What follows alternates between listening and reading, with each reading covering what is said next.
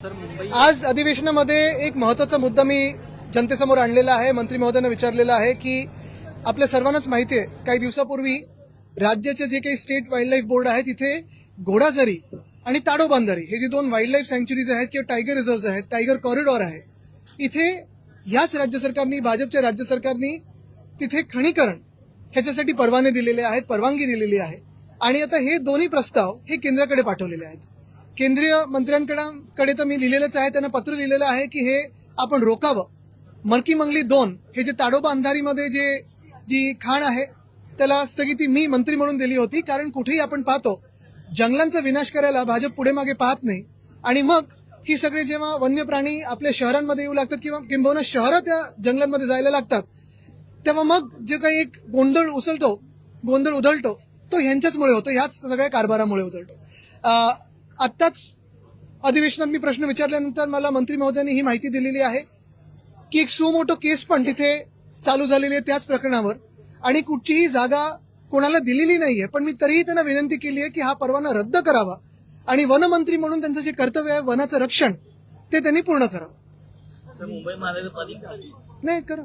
दुसरीकडे आपण जर मुंबईतलं वातावरण पाहायला गेलं तर प्रदूषण मोठ्या प्रमाणात वाढलेली AQI जो आहे हा दिवसेंदिवस खालावत जातोय. त्याच्या बाबतीत काँग्रेसचे अनेक आमदार आंदोलनं करतायत, रोज मास्क लावून ते मुद्दे हातात घेत आहेत. मला वाटतं आता मास्क लावून उपयोग नाहीये. AQI कमी करायचं असेल तर राज्य सरकार असो किंवा मुंबई महानगरपालिका असो त्यांच्यासमोर जे परदेशी VIP व्हिजिटर्स येतात त्यांचा मास्क लावून आलं पाहिजे. ते दिसले की बरोबर हे सगळं कन्स्ट्रक्शनवर बंदी आणतात आणि AQI सुधारतो.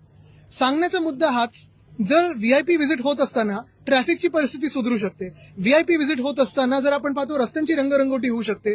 VIP व्हिजिट होत असताना हवा जी आहे ती थोडी सुधारू शकते, प्रदूषण कमी होऊ शकतं, कन्स्ट्रक्शन ते पूर्ण जरा नियमित करू शकतात. मग हे सामान्य नागरिकांसाठी किंवा मुंबईकरांसाठी का नाही होऊ शकत? आणि हाच प्रश्न मी काल पण उपस्थित केला होता. आपल्याला माहिती आहे सोशल मीडियाच्या माध्यमातून मी व्यक्त झालो.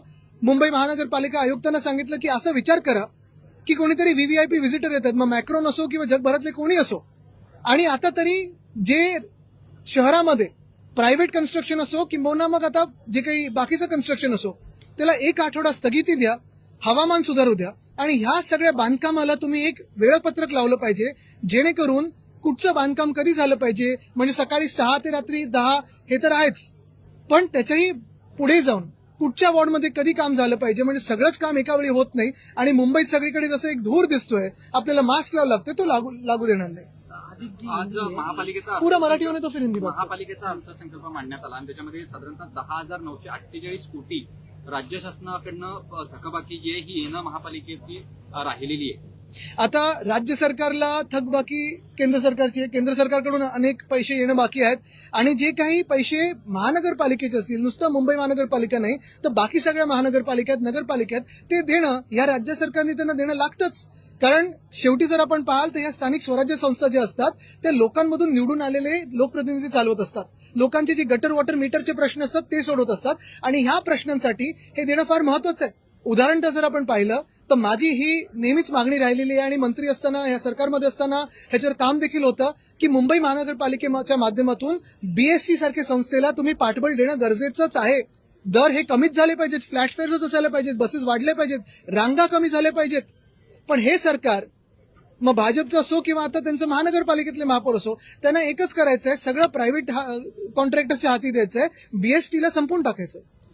आदित्यजी, एकीकडे अनेक जिल्ह्यांमध्ये पोलीस भरती सुरू आहे आणि मैदानी चाचणीमध्ये अनेक कॅन्डिडेट जे आहेत ते अपात्र ठरत आहेत. त्याचं कारण म्हणजे प्रशासनाने यंदा जी उंचीचे कारण दाखवलेले आहेत, कारण या उंचीच्या ज्या काही यंत्रणा आहेत त्याच्यावरती या सगळ्या कॅन्डिडेट्सनी अनेक प्रश्न उपस्थित केलेले आहेत. तिथेच दुसरीकडे प्रशासनाने या सगळ्या कॅन्डिडेट्सची सोय केलेली नाहीये व्यवस्थित, त्यामुळे अनेक जे कॅन्डिडेट्स आहेत त्यांचे दुर्दैवी मृत्यू देखील होत आहेत. आता हे जेव्हा तुम्ही सगळं ऑर्गनाईज करत असता त्याच्यातून तुम्ही किती तयार आहात या सगळ्या गोष्टी नीट करून घेण्यासाठी हे दिसतं. आणि जे तुम्ही आता मला सांगितलं उंचीचे जे काही त्याच्यात नियम टाकले असतील वगैरे ह्याच्यातून या सरकारची वैचारिक उंची काय आहे ते कळतं.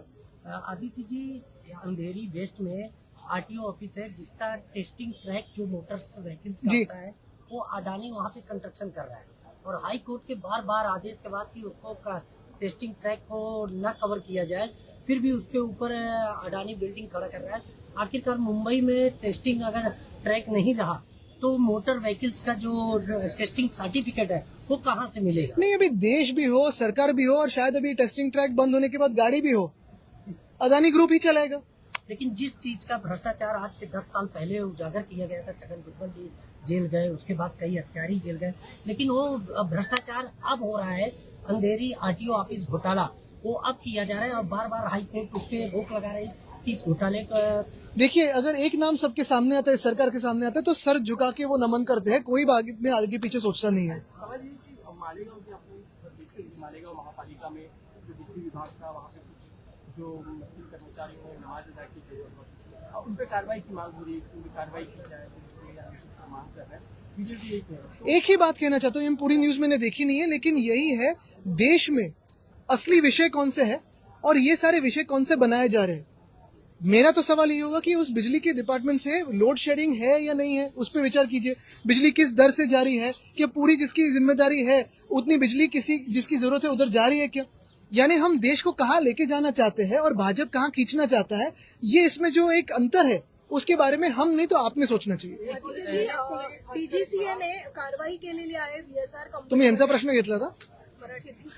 त्यामुळे जी काही उड्डाणं आहेत त्यांच्यावरती बंदी घातलेली आहे। खरं तर ही नाही, आता बघा, तुम्ही डीजीसीएचं जर सांगायचं झालं तर काल पण मी कुठेतरी वाचत होतो की उडान स्कीम मध्ये जेवढे एअरपोर्ट झालेले आहेत त्याच्यातून अनेक एअरपोर्ट्स बंद पडलेत। पहिली गोष्ट म्हणजे हा पैसा खर्च केला कोणासाठी, कशासाठी, कोणाचे कॉन्ट्रॅक्ट होते, कोणते एअरपोर्ट चालवतं, हा एक विषय जरी झाला तरी कालच पाहिलं तर अंदमान की कुठेतरी एक हेलिकॉप्टर पडलेलं आहे, एक एअर अँब्युलन्स पडली आहे, त्याच्यात 7 जण तर गेलेच, पण त्याच्यात ब्लॅक बॉक्स पण नव्हता। मग दुसरं स्पाइस जेटचं विमान होतं, त्याला इमर्जन्सी डिक्लेअर करून परत यायला लागलं। म्हणजे काय नेमकं चाललंय? वरतून हवेतून जायचं तिथे धोका, बोटीतून जायचं त्याच्यात धोका, रस्त्यातून जायचं तर खड्ड्यात पडून कोण मरतंय, कोणी मदतीला जात नाहीये। नेमकं हे सरकार, आता काल त्याने एक ठराव केला की आता आम्ही नागरिकांसाठी काम करू, पण मग 12 वर्ष कोणासाठी काम करत होते माहित नाही मला। आदित्य राज्यसभेसाठी कोणाला? मुंबई मनीष कांबळे नावाचा PS आहे, त्याला अटक केलं एसीबीने. चांगले। राज्यसभेसाठी एकूणच चर्चा मोठ्या प्रमाणात होताना दिसते आहे। नेमकं बघा, चर्चा कुठेही होत नाहीये, स्पष्ट मत आहे, जे पहिल्यापासून आमचं मत आहे ते आत्ता पण आहे। आत्ता पाहिलं महाविकास आघाडी जर आपण पाहिली जी आम्ही लढत देत आहोत, मग ते अदानीकरण जे होतंय मुंबईचं आणि महाराष्ट्राचं, धारावीचं जे अदानीकरण होत आहे, संविधानावर जो हमला होत आहे, आम्ही आणि काँग्रेस जे काही लढत देत आहोत ती स्पष्टपणे देत आहोत। पण ह्याच्यात एक महत्वाचं आहे, जर आपण महाविकास आघाडीचं जर तथ्य पाळलं आणि पाहिलं तर त्याच्यात जास्तीत जास्त ज्यांना सीट्स आहेत त्यांना पहिला टर्न आलं पाहिजे, तो आमचा आहे। परत मी तुम्हाला सांगतो, हे जरी असलं लॉजिकली तरी दुसरी गोष्ट म्हणजे संजय राऊतजी असतील किंवा प्रियंका चतुर्वेदीजी असतील, आमचे 2 खासदार म्हणून, मी याच्यात नावं म्हणून नाही पाहते, व्यक्ती म्हणून पाहत नाहीये, 2 खासदार म्हणून पण राज्यसभेत इंडिया आघाडीत बाकीचे कोण आहेत कोण नाहीत मला माहित नाही, कोण वॉकआउट करतं, कोण अदानी वगैरे, ह्या सगळ्या विषयावर पण आम्ही काँग्रेस बरोबर ठामपणे लढत आहोत। देशात तुम्ही पाहता इंडिया आघाडीत कोण कोण आहे आता तरी मला माहित नाही, पण शिवसेना उद्धव बाळासाहेब ठाकरे पक्ष म्हणून आम्ही लढत देत आहोत। आता प्रश्न हाच राहतो की ज्यांची जास्तीत जास्त संख्या आहे, ज्यांचा टर्न आहे आणि ज्यांचा आवाज तिथे बुलंद आहे राज्यसभेत, म्हणून आमचा क्लेम आहे आणि आमच्या पक्षाच्या आमदार जे आता मतदान करतात ह्याच्यात त्या 20 जणांचं ठाम मत आहे की शिवसेना उद्धव बाळासाहेब ठाकरे पक्षाकडे ही सीट यावी। आम्ही ह्या सीटवर क्लेम केलेला आहे, दावा केलेला आहे आणि कुठेही त्याच्यात बदल झालेला नाहीये। शरद पवारांच्या संदर्भात जे बोललं जात आहे, नेमकं संजय राऊत पण बोलताना बोलतात की त्यांची इच्छा आहे। आणि बघा, तुम्हाला परत एकदा सांगतो, मी व्यक्ती म्हणून नाही, मी माझं पक्षाचं मत सांगतो। व्यक्ती म्हणून अर्थात आदर आहेच, पण पक्ष टू पक्ष विचार केला, जर आम्ही काँग्रेस असो मग राष्ट्रवादी असो हे सगळे जर पक्ष म्हणून विचार केले तर मी माझ्या पक्षाचं बोलणार आणि मी माझ्या पक्षाचं मत तिथे मांडत आहे, ते त्यांच्या पक्षाचं मत मांडत आहेत, काँग्रेसच्या पक्षाचं मत मांडत आहे। पण कुठेतरी मग या संदर्भात विधान परिषदेवर परिणाम होताना दिसत। दोन्ही निवडणुका संबंधित नाहीत, वेगळ्या वेगळ्या निवडणुका आहेत, नाही तर 2029 ची पण चर्चा करायला लागेल। मग आत्ताची होऊन गेलेली निवडणूक कोण कुठे लढलं, कसं लढलं, कोण कुठच्या गटात गेलं जिंकून आल्यानंतर, ह्याच्यावर पण चर्चा व्हायला लागेल। अजी सवाल ये कि राज्यसभा को लेकर आप बार बार कह रहे हैं कि आपके पार्टी का व्यक्ति जाना चाहिए वहाँ पे, आपका क्लेम है, लेकिन क्लेम नहीं है, लॉजिकल क्लेम है, पॉलिटिकल क्लेम है, टेक्निकल क्लेम है और सत्य भी है, तथ्य भी है। कांग्रेस और राष्ट्रवादी यही कहना है कि बैठेंगे, बात करेंगे, शरद पवार जी का नाम सामने चले आता है। इंडिया अलायंस को लेकर देखिए, नाम मैं व्यक्ति में नहीं जा रहा हूं क्योंकि व्यक्ति कोई भी हो, हर एक के बारे में आदर है ही। वैसे कांग्रेस भी कोई बड़ी व्यक्ति का नाम ला सकता है, कोई भी ला सकता है। एक ही बात है, अगर एमवीए और इंडिया अलायंस पूरी आप देखें तो जो भी विषय में हम लड़ रहे हैं, फिर वो अदानीकरण जो हो रहा है, देश का हो रहा है, महाराष्ट्र का हो रहा है, मुंबई जो बेची जा रही है बीजेपी के हाथों से, ये सारे जो संविधान पे अन्याय हो रहा है, महाराष्ट्र पे अन्याय हो रहा है, उसके खिलाफ हम कंधों से कंधा लड़ाते हैं, कांग्रेस के साथ उधर साथ में रहते।